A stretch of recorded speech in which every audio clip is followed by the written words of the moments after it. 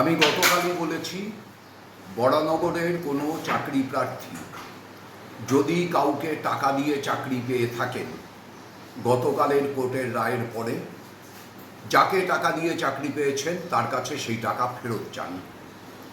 যদি টাকা ফেরত চাইলে পরে তিনি কোনো বাধা দেন, প্রয়োজনে আমাদের জানান, আমরা আপনার সাথে থাকব।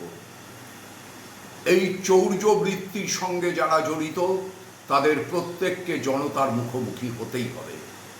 আমি একই সাথে বলছি, রাজ্য সরকারের ব্যর্থতায়, অপদার্থতায় কোর্ট বারবার বলা সত্ত্বেও ওএমআর সিট অনুযায়ী প্যানেলভুক্ত কাদেরকে চাকরি দেওয়া হয়েছে তার তালিকা হাইকোর্টের কাছে জমা না দেওয়ায় যারা যোগ্য হিসাবে চাকরি পেয়েছেন, দুর্ভাগ্যজনকভাবে তাদের চাকরিও বাতিল হয়েছে।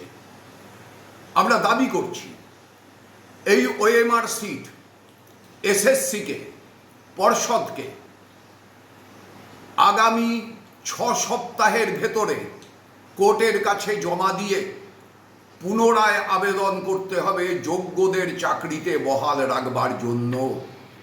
কারণ যোগ্যরা তো কোনো অপরাধ করেননি। কিছু তৃণমূলের নেতার টাকার লোভের কাছে আত্মসমর্পণ করে কিছু মানুষ তারা টাকা দিয়ে চাকরি পেয়েছেন আর তার জন্য যোগ্যদের চাকরিও বাতিল হয়ে যাবে, এটা অভিপ্রেত না। সেই যোগ্যদের চাকরিতে পুনর্বহাল করতে হবে, কিন্তু তার জন্য তো যোগ্যদের তালিকাটা লাগবে।